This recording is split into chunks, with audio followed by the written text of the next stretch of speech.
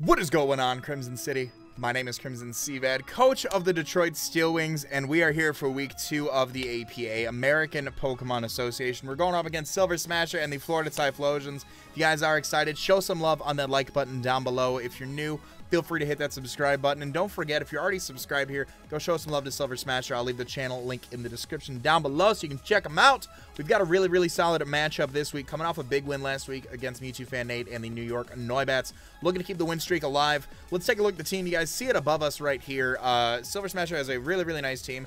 He's got the Mega Gallade, very hard-hitting Pokemon, 165 attack, 110 speed with the inner focus ability to make sure it can't get flinched. Pop it off at about 178, which is for a total max speed. He's got Garchomp, which is one of his Z Pokemon, 102 speed, 130 attack, Rough Skin Sandveil. Could be a Hazard Setter, could be like a Swords Dance Sweeper, could be just a Scarf Garchomp for our Latios that we do have, or could bring.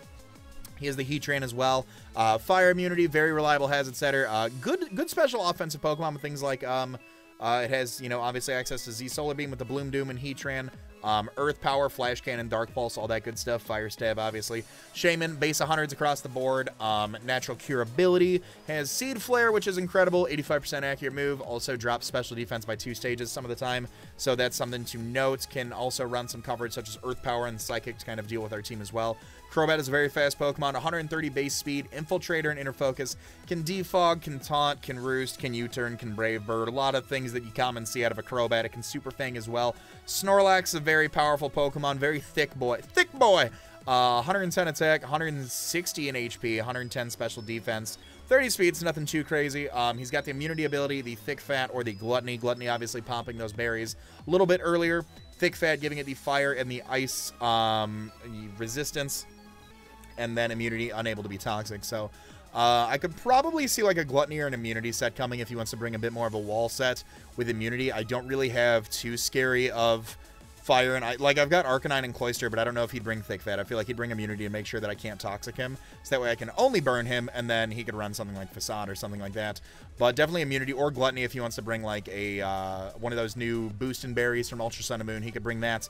Excelgor, incredibly fast Pokemon, 145 base speed, 100 special attack. It's got some really niche moves. It's got priority in Water Shuriken. I mean, pretty much all of its moves are priority when it's got 145 base speed, but it can set hazards. It can Final Gambit and things like that. Scary Pokemon. Feraligatr, I've used Feraligatr once. It's pretty cool. With access to Liquidation now, Life Orb boosting, Sheer Force Liquidation hurts like a truck. Dragon Dancing set, Swords Dancing set, things like that. Ice Punch, Superpower, Crunch, moves like that. Pretty much one-dimensional. I mean, I guess he could run like a special set, but probably physical Feraligatr. Cofagrigus is a very bulky Pokemon. 145 base defense, 105 special defense with the Mummy ability. It really takes a lot to put that boy down. It takes a lot to put that boy down. You got to have some boosted hits. You got to toxic it to wear it down. So hoping he doesn't bring that, but Mummy ability replaces our ability with it should we make physical contact with it.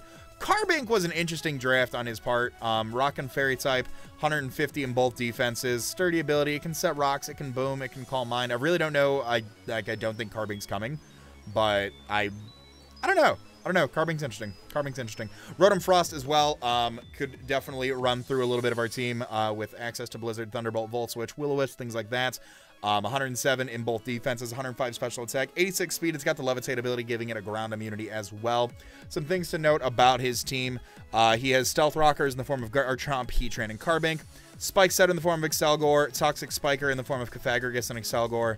A Defogger in Crobat and a Rotom Frost, and then a Cleric in the form of Shaman, and yeah, he can Heal Bell or Aromatherapy and Healing Wish with the Shaman. So let's go ahead and talk about the team right here. I'm going to lead us right off with one of our win conditions right here. We've got Buck the Gyarados here. He is a rockin' that Flyinium Z with the Intimidate ability. Dragon Dance, Bounce, Crunch, and Waterfall. 84 in HP, 252 attack, 4 defense, 4 special defense, and 164 in speed. 84 defense to give us the most bang for our buck with that odd amount of HP, so we can come in on rocks an odd amount of times. Max attack, 164 in speed with a Jolly Nature.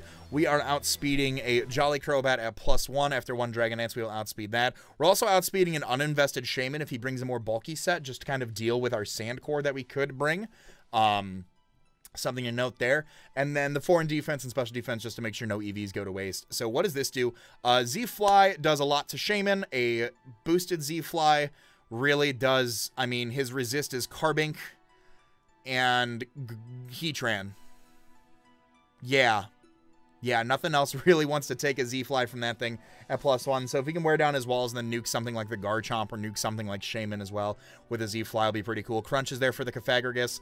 We can Intimidate switch in. You guys obviously see we bring in the Intimidate core this week. We can Intimidate cycle around things like Garchomp, Heatran, Mega Gallade, Crobat, Feraligatr, Snorlax, things like that. Just to be able to wear down their attacks. That way maybe we can bring in one of these sweepers and start setting up. And then Waterfall for the stab. Waterfall obviously hits the Garchomp for neutral. Heatran super effectively. Everything else for neutral aside from the Feraligatr, Carbink obviously for super effective damage. So I really think Buck is going to put in some work this week. I think he's a very crucial member to our team here.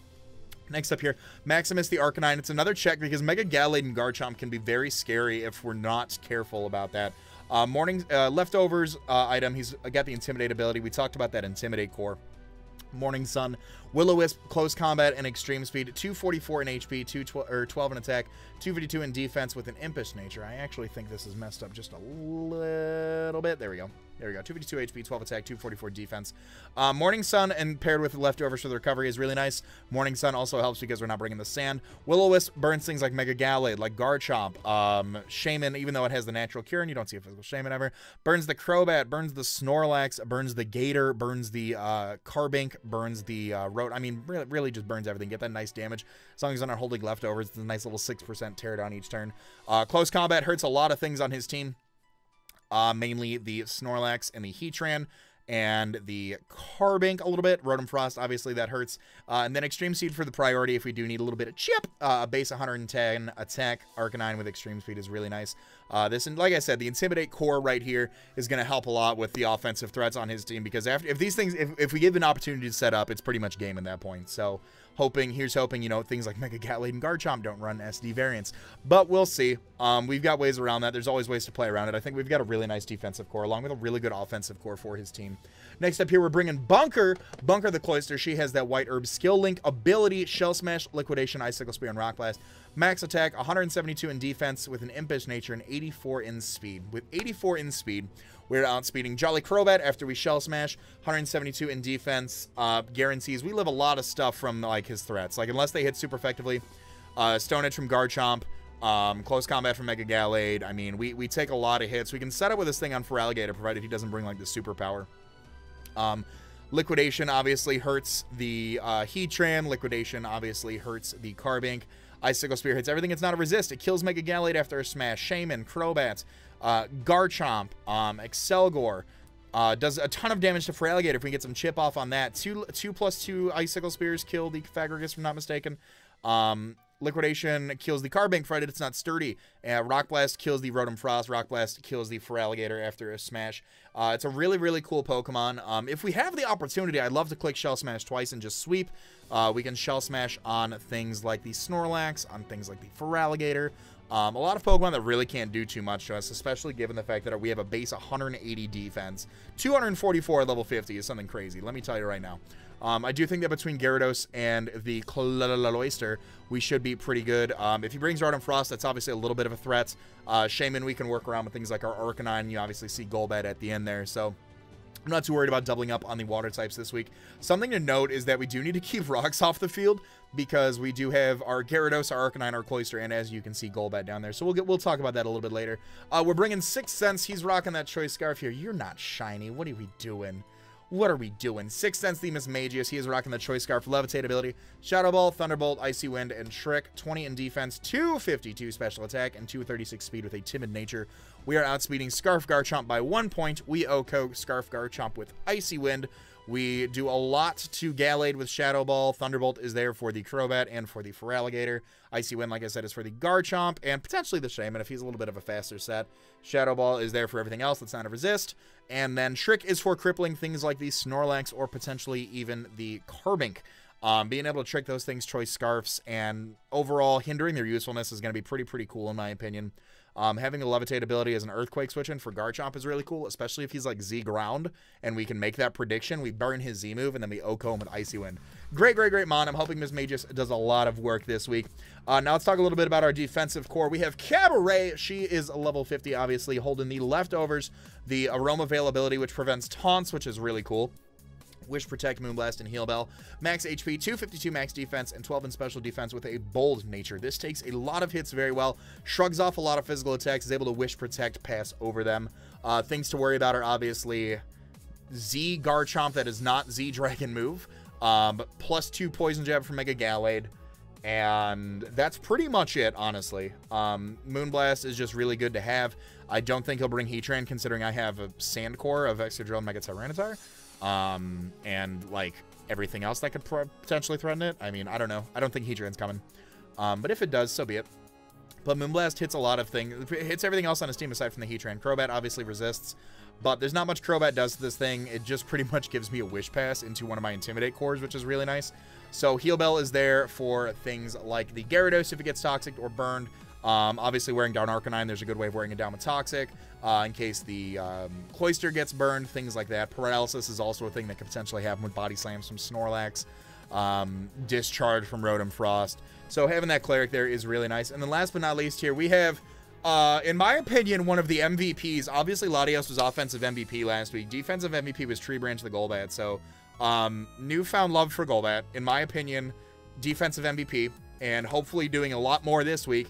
We've got Tree Branch, Eviolite, Inner Focus, instead of Infiltrator, and I'll explain that in a second. Roost, Toxic, Brave Bird, Defog, max, damn near max HP, 212 in HP, 72 in attack, 12 in defense with an Impish Nature, and 212 in special defense. Now, what does this do?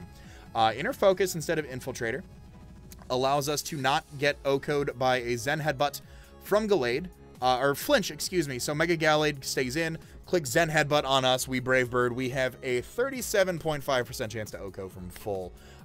So a lot riding on that Tree Branch, because if he like Swords Dances on my Golbat, it's like, So that won't be fun. But that's why we have the Inner Focus, so we can't get Zen Headbutt Flinch. Obviously, if he's a sub SD set, that hurts. But I'm hoping he's not a sub SD variant. I think he needs SD3 attack in order to work with my team effectively. Roost for the longevity. Toxic is there to wear down things like the Shaman. Obviously, he's got the natural cure, but it does force him to switch around if he's not carrying the aromatherapy. We are able to Toxic and wear down things like Snorlax for Alligator. Cofagrigus is a big one. Carbink, Rotom Frost potentially as well. We do take a Blizzard from Rotom Frost, which is nice. Brave Bird, like I said, is there to hurt the Mega Gallade. Brave Bird also does a bit to a few of his Pokemon that obviously don't resist as well. I mean, base 80 stab move. I mean, it does some chip. And then I was considering Haze. I was considering U-turn for like switching out and stuff like that. Figured that might be cool with like a slow U-turn out. But I really need a defog on this set. I like U-turn on Golbat, but I really need a defog. Like I said, rocks hurt the Gyarados, rocks hurt the Arcanine, rocks hurt the Cloyster, rocks hurt the Golbat. So I really, really, really needed that thing around. I really needed defog.